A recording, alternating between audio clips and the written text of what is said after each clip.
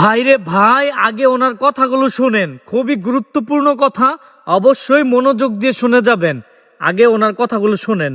আমার মনে হয় তারা ভুল করে পাকিস্তানের স্বাধীনতা দিবস মনে করছে। তারা বাংলাদেশে 26শে মার্চ তারা পাকিস্তানের স্বাধীনতা দিবস মনে করে স্লোগান দিচ্ছে। আবার আশপাশে দেখি মুচকি মুচকি করে হাঁটতে হাসতেছে। একজন স্লোগান ধরছে, একজন বুঝতেছে না কোথায় চলে আসলাম, কোন দেশে চলে আসলাম। তো এই জন্য মনে হয় তারা পাকিস্তান তাদের মনের ভিতর সোজা পাকিস্তান লালন করে। এই জন্য তারা পাকিস্তানে মনে করে ভুল করে ঢাকায় পাকিস্তানের স্লোগান দিয়ে দিছে।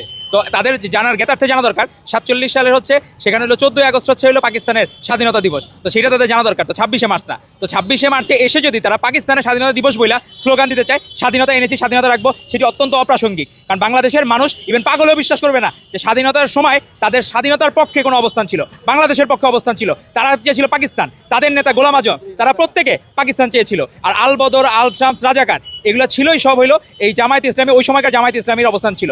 এরা কোনো দিন বাংলাদেশের স্বাধীনতা চায় নাই। আজ পর্যন্ত বাংলাদেশের যত কিছু ভালো হয়েছে তার সাথে ছিল বিএনপি, আর যত কিছু খারাপ এবং দেশবিরোধী সব কিছুর সাথে ছিল জামাত। তো তারা যেভাবে নিজেদেরকে প্রেজেন্ট করতে চায়, যদি শেখ হাসিনা আজ থেকে 50 বছর পর আইসা বলে যে 24-এর গণ অভ্যুত্থানের নায়িকা আমি, তো বিষয়টা এরকম হাস্যকর হয়ে যায়। সেরকম হাস্যকর করে ফেলতেছে জামায়াত ইসলামী।